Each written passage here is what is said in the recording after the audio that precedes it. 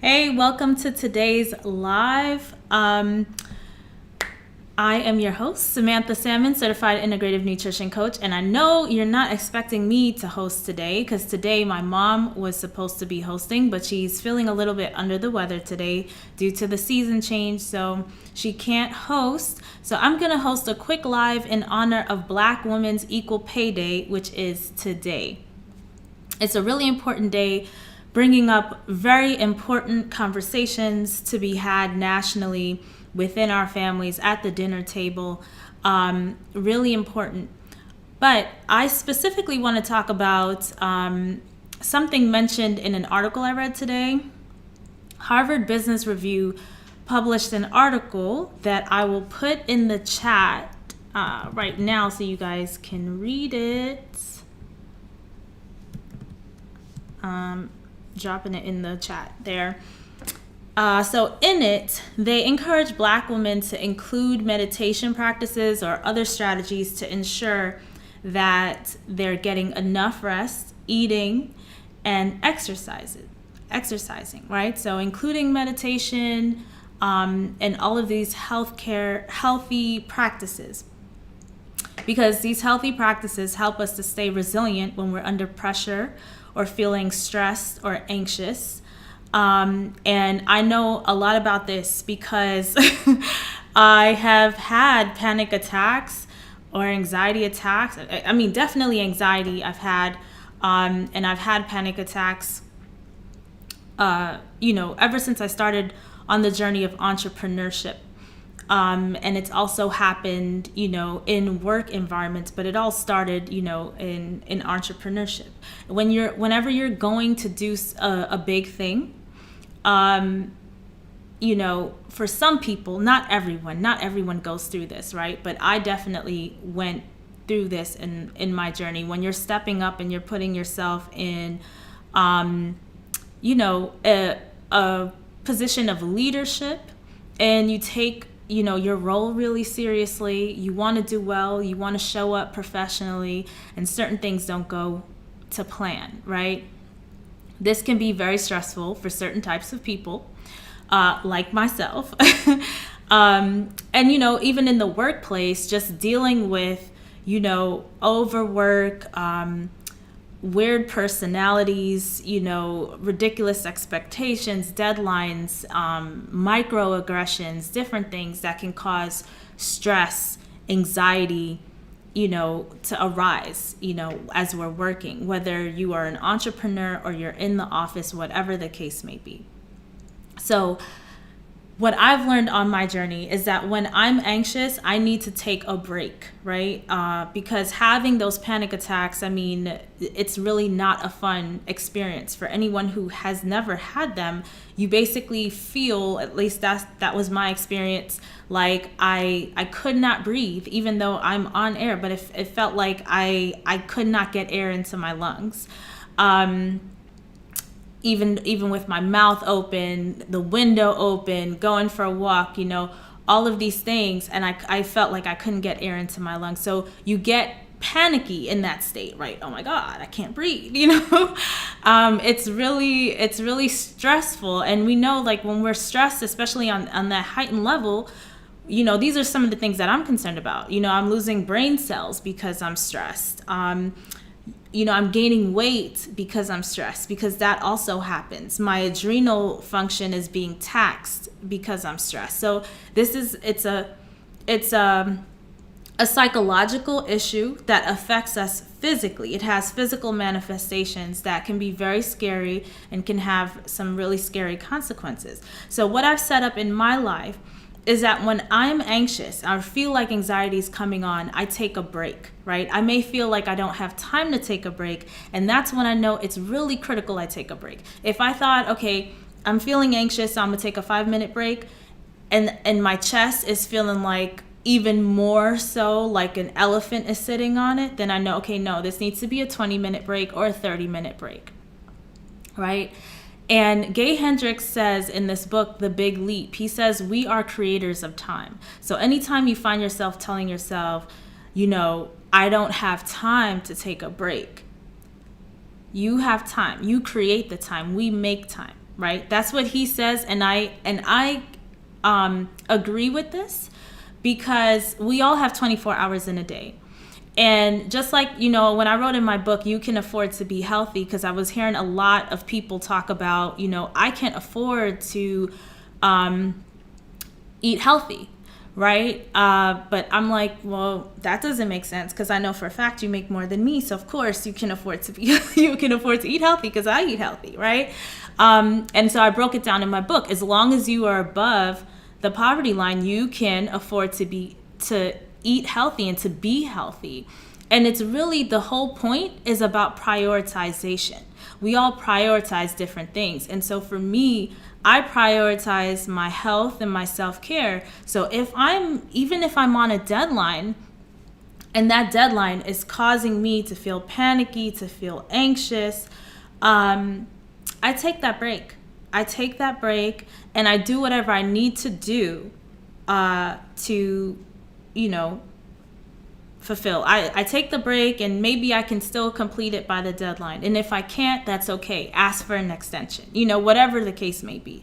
But, Gay Hendricks, he has this really great example in the book. Like, you're busy working on a project, right? Let's say you don't have time for anything, right? Your child comes over and says, "Hey, Ma, do you have time to read this book? Or can you read this book to me? I don't have time." No, let's do it later. I don't have time, right? But if your child comes to you with a bloody arm and says, "Hey, Mom, my arm hurts," and you see blood, you're going to make time, right? But what's changed? It's what you prioritize, right? So you make time. We make time. It's all about our priorities. And so for me, since I prioritize my health and my self-care, regardless of whatever the requests are from outside people, right? I am priority number one. They have to wait. Their deadlines have to wait. Their needs have to wait, right? And so I even want to put this in as a feminist issue, because I find that a lot of women have issue with this, regardless of their race. Like, everyone comes before them, especially if they're a mom. They tend to put the needs of other people first and completely neglect their own self-care, which doesn't help anybody, right? Especially your loved ones that are around you. You should be priority number one. You put your own mask on first, right? So let's dig into meditation a little bit, right? Because this is one of those things that I hear a lot from folks, like, how do I meditate? I don't even understand. And they struggle with even making it a regular practice. And I know for me, I used to be like this, where meditation, I wanted to do it, but I just couldn't figure out how to do it without getting bored, But luckily, I'm so beyond that now that it's hard for me to even put my head back there, because I can't even remember all the examples of how I felt back then.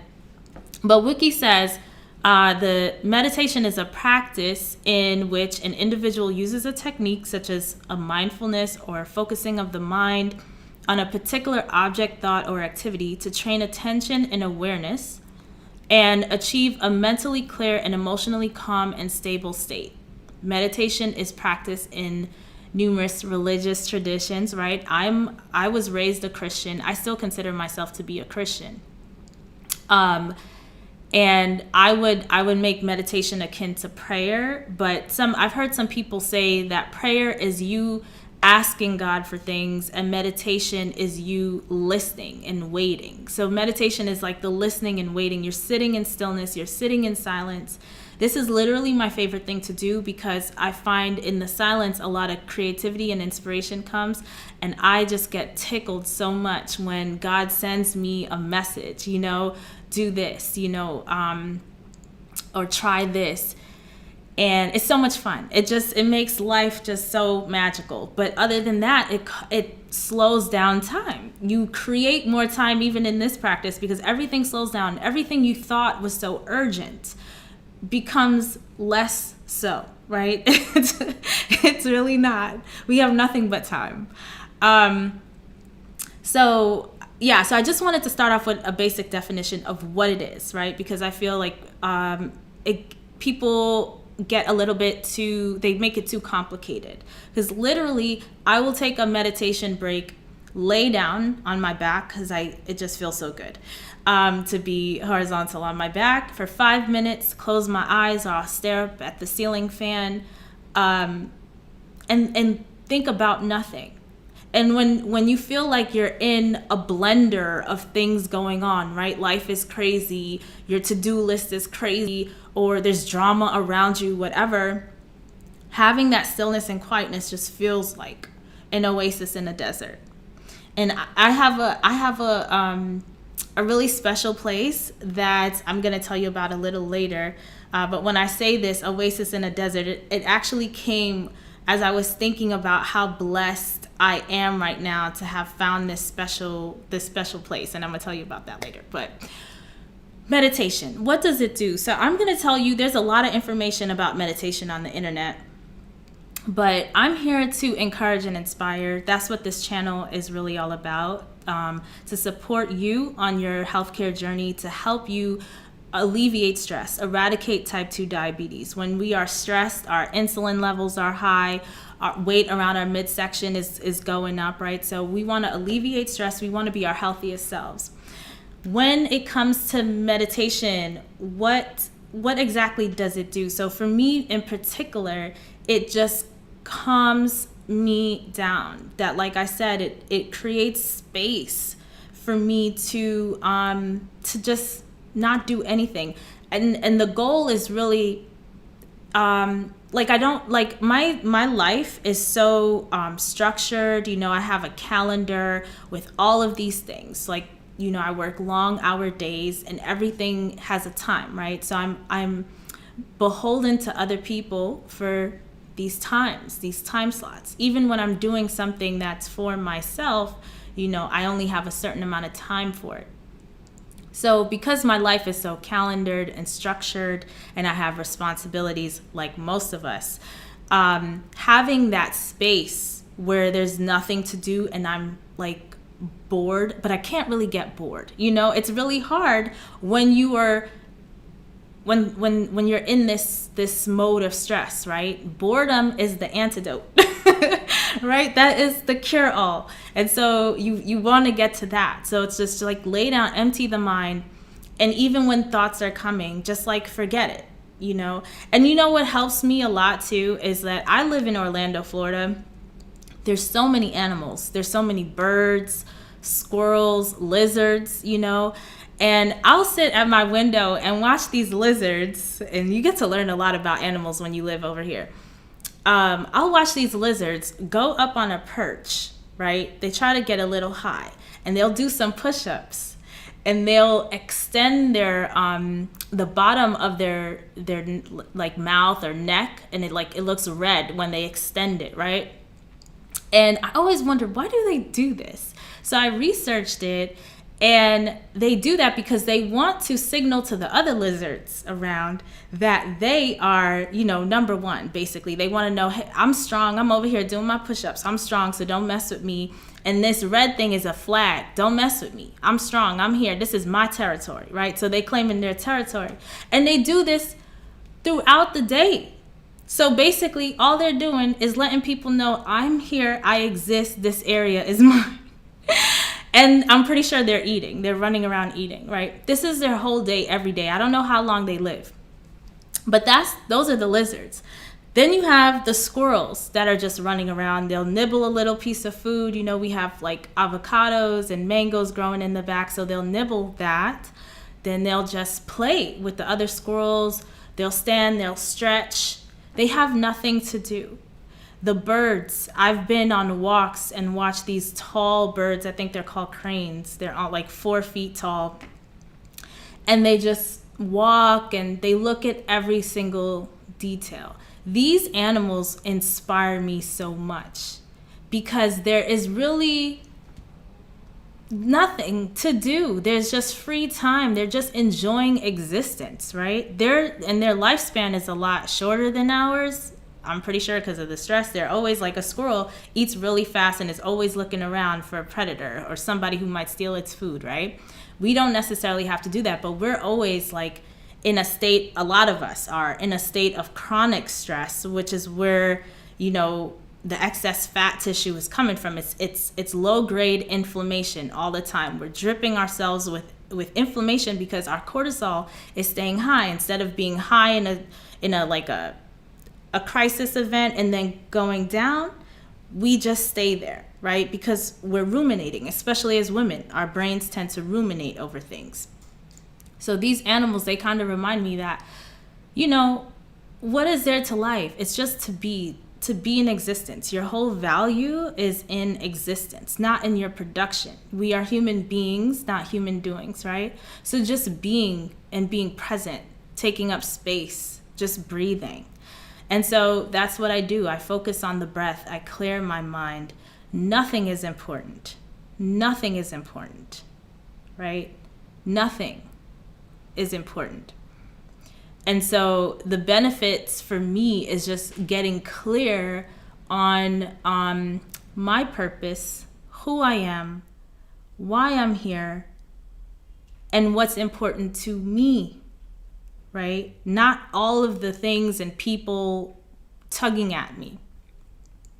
So let me give you some examples of how I get into a meditative practice. And I have a lot of different ways because I can't do the same thing every day because I do get bored, right? And I enjoy meditation, my meditative practices, because they help me just stay sane, stay calm, and not stress out. And I have a whole tool bag for different things when I need it, because some things won't work every day because it just feels stale, right? So Qigong is one. I have on my calendar every day Qigong. But I don't necessarily do it every day. I do it most days. And I love it because it involves movement. So especially if you're someone like me who works, at a computer most of the day, and so you're sedentary a lot, Qigong, you're standing up, you're moving around, you're letting the qi, which is that positive energy, flow in your body, and you can literally feel it, right? That circulation, because people ask all the time, I want to detox. Well, your detoxification pathway is your lymphatic system, and your lymphatic system has no pump. So how do you move around the fluid that's needed to get the waste product out of your body? You literally have to move. So you stand up, you move around, you do these poses, and you're breathing, and you're just focusing on your breath, and you're focusing on these movements. It's really, it's very relaxing without being boring, because you're doing something new. You'll do something for a period of time and then you move into another movement. You're working on the breath, that diaphragmatic breathing, where you basically, as you do your deep breathing, you're massaging your diaphragm, because the base of your lungs is like, your diaphragm is here and your base of your lungs are hanging right here, right? So every time you breathe, it's just massaging that diaphragm, and that calms you down. There's also walking meditation. So if you live in a place like Florida or Texas, I know it's warm there in Texas. I don't know if they have winter. I would assume there's areas of Texas that doesn't have winter. If you are from Texas, comment below. I'd love to know if you have winter. Or you're in California, someplace where it's warm all the time, year round. Take a walk. I used to do this all the time during the pandemic. I would just go out, take a walk, stretch my legs, and just be out in nature, because seeing nature, breathing in the air, these trees, that's our filtration system. It's basically the lungs of the earth, right? We breathe out waste, carbon dioxide. The trees take that in and give us oxygen. What a blessing, right? What a blessing. God is so good. You go outside, you receive all that goodness. You take a walk. While you're walking, blood is circulating. Oxygen is getting into the blood. It's going to the brain. New ideas are coming to you. Things that you thought was like, oh, it's just totally messed up, right? The drama going on, this thing, whatever it is, inspiration comes that you can see it in a whole new light, right? Just walking. I also meditate while doing dishes. For me personally, washing dishes is a meditative practice. I really love doing it. It engages my sense of smell. I have a really great dishwashing liquid that I use that has this really great scent, and I love great smells. So that's like a meditative practice for me. Sound healing is one of my most fun ones. And I know I have on my YouTube channel where I did a personal sound healing session with Orange County Reiki, and I don't believe they're in Orange County anymore, but you can find that on my YouTube channel. If you just type in sound healing on the search bar in my channel, you'll see, because I had a long interview with him after, and I showed footage of me, what that's like if you've never done it before. If you have never done a sound healing session before, like in person, like I highly recommend in person. It is so delicious. You need to get yourself to the nearest practitioner, Google someplace nearby, and check out sound healing. Basically, the premise of it is that the sounds are creating this high frequency, this healing vibration, right, at certain megahertz. And in the interview he could break down more of the science of what's going on, but there's science, like research studies that show that the structure of water changes with different types of music. So they found that people who are like studying for something or trying to write a paper do better with like classical music and stuff like that, because of how it's impacting the water, and our body is mostly water. So the same thing with sound healing, right? You have these different instruments that the sound healing practitioners use to create different energy frequencies, and every time I go to this special place. This is my special place, the Chopra Center. Chopra Center used to be in California. They moved to Florida. And oh my gosh, it's like the perfect thing for me, because I moved from California to Florida, and this place is literally an oasis in a desert for me. It's such a special place. I feel so good when I go there. It's like an escape from everything. I lead a busy life because I'm all about my mission, what God has put me on this earth to do, and I take it really seriously. And so I'm about that work, right? But sometimes we need a break, right? I'm not out here to be a martyr for the cause, and I don't suggest or recommend that anybody else do that as well. I've talked to a lot of Black women who are like, we need to be angry all the time because this is how we get things done, and so it keeps us focused, whatever. And I understand some people use the anger to funnel their the sense of urgency in their work. It keeps them focused and all of this. There is a dark side to it as well, where, like I said, the fat stays on, and that fat causes consequences, right? It's all in the midsection, stifling vital organs, kidneys, adrenals, the heart, the arteries, all of the things, all of the important organs are like all up here. You know what I'm saying? And this is where the excess fat is going. So it just behooves us to really focus in on just kind of like, how do we balance? Yes, we get angry, we get upset over certain things. You funnel it into your work and turn that anger or passion into purpose, right? But you also need a release. You need to release the stress so it doesn't kill you and kill you early, right? A lot of folks are dealing with high blood pressure. A lot of times, even with folks who have cleaned up their diet, they're eating whole food, plant-based, but their blood pressure is still high. This is something you need to focus on. What is going on in your mind that is triggering certain stress hormones to be on the rise all the time?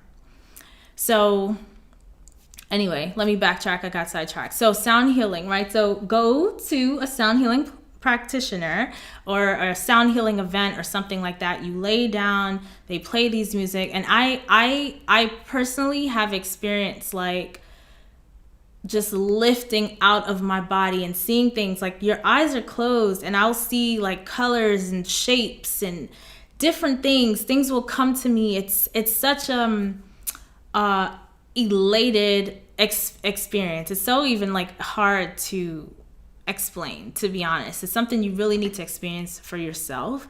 And it's super fun. Now, I've been inspired, like the last sound healing session I went to was on the back of yoga. Yoga is another great meditative practice that involves movement. Like Qigong is a meditative practice that involves movement and deep breathing. Yoga is the same way. You're focused on really your breath and your form. You just do the thing, you stay there. So there's nothing really else to think about, right? So you can just clear your mind, focus on your breath. At Chopra, they had this, it's called Soothe and Flow. It's like a restorative yoga session. And at the end, they close out with a Yoga Nidra. Yoga Nidra is another meditative practice. Yoga Nidra, which another one I highly recommend that you try, you lay down and you go through your body doing muscle tension, starting from the toes all the way up to the crown of your head. And there are some Yoga Nidra sessions on YouTube. You can literally type it in. I recommend putting in headphones and just laying down and going through it. Definitely is not something you do in the morning. I would do it probably closer towards bedtime because you'll be so relaxed, you'll want to go into deep, longer sleep. But this class I did, so they did restorative yoga. Then they went into Yoga Nidra and they end with a sound healing. And that the last few songs at Chopra, everything is basically synced. It's deep Om sounds. And so I got inspired and went and found the album on Spotify.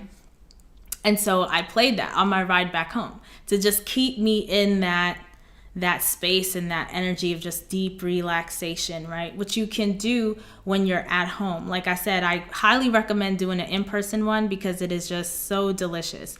But if you are at home and you want to do a quick meditation, the Om music on Spotify, Om is just OM.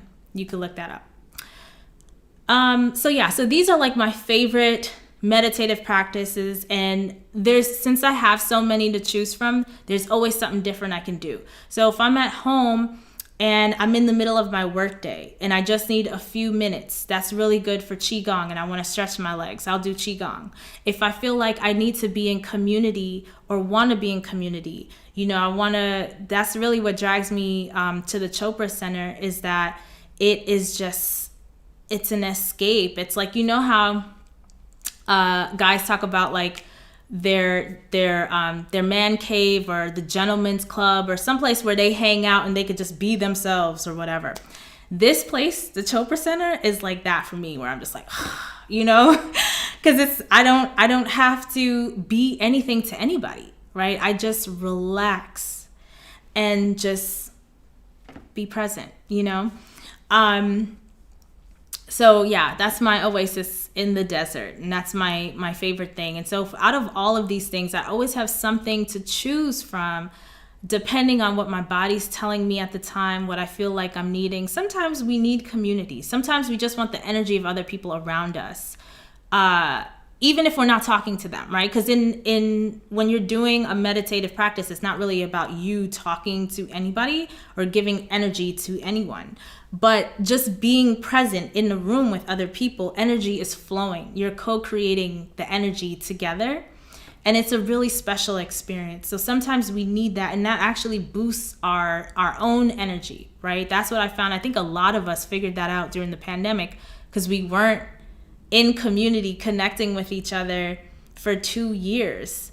And now we're back out in these streets. People are like, you know what? I don't want to be cooped up at home all the time. I need to be out doing things, meeting other people, talking to people, even introverts, are like, I am craving some human interaction. So sometimes we need that. So it's a really great option to have. And just have it. So for me, like I said, everything's calendared. So this is always top of mind. My body literally tells me. I tune in ever so often. My body's telling me when it's hungry, when it's thirsty, when it needs to get up and stretch my legs, and when I'm not feeling well. I just need to take a need to take a break. And so all of these practices are in my tool bag. Now, I highly recommend you give any one of these a try, right? If you're into guided meditations, that would definitely be a Qigong class, right? A sound healing class, a yoga class, yoga nidra, something like this. If you're looking for more just meditation on your own, literally just walking or just taking a 5-minute break, not doing anything, right? Just lay down. Don't be so concerned about your positioning. You can meditate in any position. You can stand up, you can walk, you can sit, you can lay on your back, you can sit on your knees, like however, however you want to be that feels most comfortable for you. That's how you meditate. Anything that feels like it will be a hindrance to meditation, really reflect on that. Because sometimes we think it's a hindrance because we're trying to follow someone else's protocol, but that's not necessarily critical to reaching the goal. So just because so-and-so does it like this doesn't necessarily mean it has to be done that way all the time, right? We can create our own version of self-care that feels good for us, that helps us get to the goal, whatever that goal is, whatever that health goal is.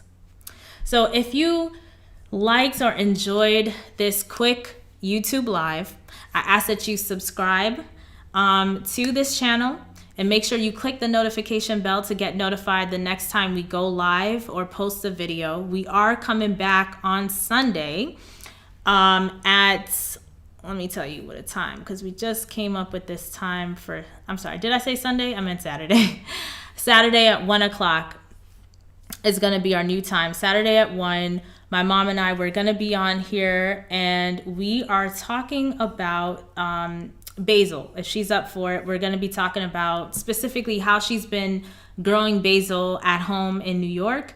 And like I said, I think this is going to be something we should all look into, because I don't know about y'all, but for me, with the cost of everything, I'm really looking at like, how can I be smarter about how I'm spending my money without compromising my health? And herbs is something I just really took for granted. I wasted a lot of money on herbs, and I guess I wasted herbs, but I don't consider it a waste, because those herbs can go back to the earth, no problem. And I supported the farmer, so it's like whatever. But now, since we are, I'm being more mindful about how I spend my money, throwing out extra basil or scallion or whatever, it just kind of is hurting my heart right now. So I find that it's probably smarter to try and see if I could grow it at home.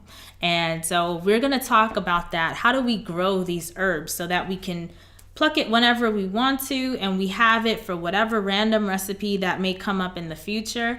And it's still connected to the root, so it stays fresh. And share this video if you have other women in your life that you know are high-powered women doing lots of things in the community. Maybe they need some self-care practices to help them on their journey. This is just as important as all of the healthy nutritional stuff, right? Because kale is great, right? And ashwagandha and all these things. We have all these adaptogenic herbs to kind of help our body cope with stress. But we really need to work on managing and alleviating stress, right? Just how we're dealing with it all the time. Because like I said, this is low grade inflammation constantly on our bodies that can manifest into disease, like serious disease later. Folks, like the most serious I've heard is not, I don't know why rheumatoid and Parkinson's is coming to fibromyalgia. Fibromyalgia is one of those big ones. Fibromyalgia and multiple sclerosis.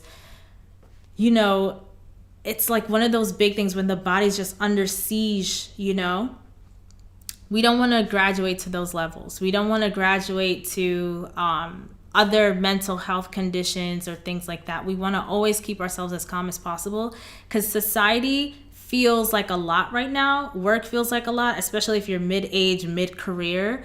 And it's only going to get worse, to be honest with you, right? Because I'm thinking I'm 35. So, and my parents are seniors, and they're good. They're taking care of themselves right now, right? They're independent, healthy, all of that. But there will be a stage where I will become a caretaker for them.